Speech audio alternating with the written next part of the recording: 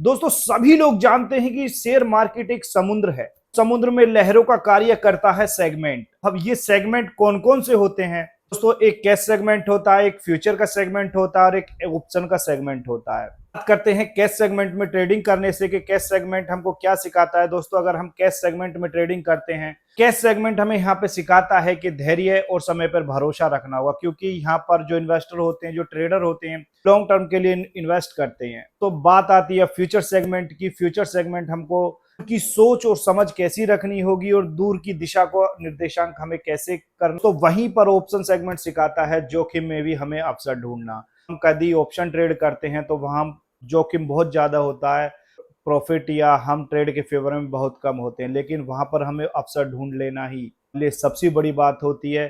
तो हम इन लहरों पर कब्जा पा लेंगे। कहने का मतलब है जब हम मार्केट के अंदर कैश सेगमेंट में, फ्यूचर सेगमेंट में और ऑप्शन सेगमेंट में कार्य करना सीख जाएंगे तो समझो हमने इसे कर लिया है। हम प्रो ट्रेडर और एक हम सफल ट्रेडर बन जाएंगे। वीडियो को आधा अधूरा ना देखें। वीडियो स्टार्ट होने से पहले हमारे डिस्क्लेमर को जरूर पढ़ लें। चलते हैं हम अपने मेन वीडियो पर। आप इतने पढ़िए हमारा डिस्क्लेमर। हेलो एवरीवन मेरे प्यारे दोस्तों, मैं मोहित तोमर आप सभी लोगों का स्वागत करता हूं आपके अपने यूट्यूब चैनल ट्रेड विद मोहित में। दोस्तों आज हम जिस टॉपिक पे बात करेंगे वो टॉपिक हमारा बिगिनर भाइयों के लिए होगा, जहां हम उनको समझाएंगे कि शेयर मार्केट के मेन सेगमेंटों को हम कैसे ट्रेड कर सकते हैं। दोस्तों शेयर मार्केट के अंदर सबसे ज्यादा ट्रेड किए जाने वाले सेगमेंट हैं, कैश का सेगमेंट होता है, एक फ्यूचर का सेगमेंट होता है और एक हमारा ऑप्शन का सेगमेंट होता है। जब हम कैश या इक्विटी को ट्रेड करते हैं तो वहां पर हम लॉन्ग टर्म के लिए इन्वेस्ट करते हैं। हम फ्यूचर ट्रेड करते हैं तो वो हम कल की सोच के लिए ट्रेड करते हैं कि कल हमारा मार्केट कैसा रहेगा या नेक्स्ट आने वाले दिनों में मार्केट कैसा रह सकता है। और जब हम ऑप्शन को ट्रेड करते हैं तो वो ज्यादा ही जोखिम भरा होता है, वहां पर हम जोखिम में भी अवसर ढूंढ लेते हैं। हम इन तीनों सेगमेंटों को पूर्ण रूप से ट्रेड करना सीख जाएंगे तो दोस्तों हम एक शेयर मार्केट के अंदर हम एक बेहतर परफॉर्मेंस कर सकते हैं, अपने पोर्टफोलियो को अच्छा गेन करा सकते हैं। आज हम ओनली कैश सेगमेंट की बात करेंगे कि कैश सेगमेंट में हम कैसे ट्रेड कर सकते हैं और कैश सेगमेंट में ट्रेड करने से पहले हमें किन किन चीजों को ध्यान में रखना होगा और कौन कौन से रूल को फॉलो करना होगा। तो कैश मार्केट के अंदर ट्रेडर किसी भी कंपनी के शेयर को खरीद सकता है और बेच सकता है। और बेचने के लिए हमारे पास में एक डीमैट अकाउंट होना चाहिए, अकाउंट के अंदर पैसा होना चाहिए, पर हमें रियल मनी पे करनी होती है ब्रोकर को, और ब्रोकर हमें वो शेयर खरीदे या बेचे जो हैं हमने उन्हें हमारे अकाउंट के अंदर ऐड कर देता है एक दो दिन के अंदर। तो कैश में हमें खरीदने का एक और फायदा होता है कि हम उसे लॉन्ग टर्म के लिए रख सकते हैं। जो शेयर हमने खरीदे हैं कितनी भी अवधि के लिए रख सकते हैं, ये नहीं है, पर हमें कोई समय सीमा नहीं होती है कि हमें एक महीने के अंदर या हमें एक्सपायरी से पहले बेचने होंगे। कैश में खरीदने का यही फायदा होता है कि हम उन्हें कितने भी लंबे समय के लिए रख सकते हैं।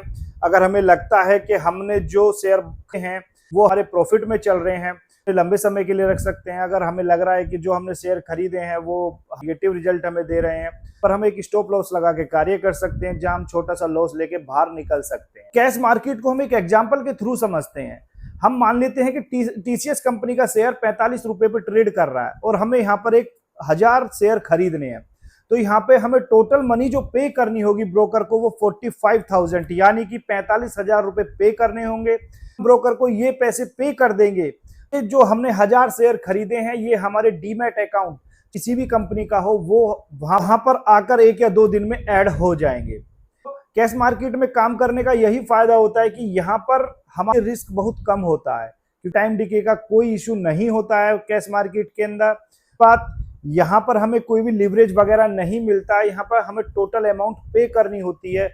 हमें कैश मार्केट में ट्रेड करना है तो ट्रेड करने से पहले हमें क्या क्या करना अनिवार्य होगा या क्या क्या करना जरूरी होगा। दोस्तों कैश मार्केट में शेयर को बाय करने से पहले हमें फंडामेंटल एनालिसिस करना होगा और फंडामेंटल एनालिसिस करने के बाद में उस कंपनी के चार्ट का हमें टेक्निकल एनालिसिस भी करना होगा। बात आती है फंडामेंटल एनालिसिस की, तो फंडामेंटल एनालिसिस में हमें देखना होगा कि कंपनी में कितने इंप्लॉय कार्य करते हैं, या कंपनी किस प्रोजेक्ट पे कार्य कर रही है, या कंपनी का रिवेन्यू कितना जनरेट हो रहा है, या कंपनी का पी रेशियो क्या है, कंपनी का आरओई क्या चल रहा है दोस्तों, या कंपनी किसी लोन पे तो नहीं चल रही है। दोस्तों हमें बहुत सारा डाटा चेक करना होगा, फंडामेंटल भी। बात आती है टेक्निकल एनालिसिस की। दोस्तों अब हमने जिस स्टॉक को बाय करना है, हमने जिस स्टॉक का फंडामेंटल एनालिसिस किया है उसका हमें टेक्निकल एनालिसिस करना होगा। टेक्निकल एनालिसिस में हमें देखना होगा चार्ट को ओवरबॉट या ओवरसोल्ड जोन में तो नहीं चल रहा। टेक्निकल एनालिसिस में हमें चार्ट का मल्टी टाइम फ्रेम पर एनालिसिस करना होगा, जहां पर हमें देखना होगा कंपनी ओवरबॉट या ओवरसोल्ड जोन में तो नहीं चल रही। वहां पर हम कुछ इंडिकेटरों का यूज करके भी कंपनी के परफॉर्मेंस के विषय में निकाल सकते हैं कि ओवरबॉट या ओवरसोल्ड जोन में तो नहीं चल रही है। दोस्तों, जब हम उस स्टॉक का टेक्निकल और फंडामेंटल दोनों एनालिसिस कर लेंगे, करने के बाद में हम स्टॉक को बाय करने की या सेल करने की सोचेंगे, तो दोस्तों हमें ऐसा नहीं करना है कि हम पूरा का पूरा पैसा हम उसी स्टॉक पर लगा दें। तो हमें अपने पोर्टफोलियो को डाइवर्सिफाई करके चलना है। ये नहीं है कि हमने जिस स्टॉक का एनालिसिस किया है हम सारे के सारे पैसों का उसी को बाय करके बैठ जाएं। दोस्तों, हमें अलग अलग कंपनियों के शेयर खरीदने होंगे, जिससे वहां पर हमारा जोखिम कम रहेगा। कहने का मतलब है कि वहां पर हमें लॉस के बहुत कम चांस होंगे।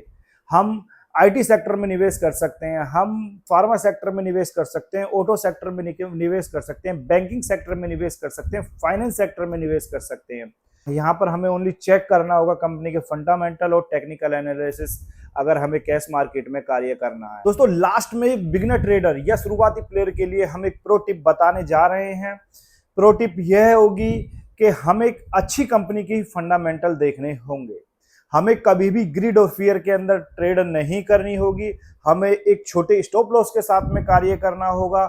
हमें न्यूज़ और कंपनी के अपडेट्स पर ध्यान रखना होगा।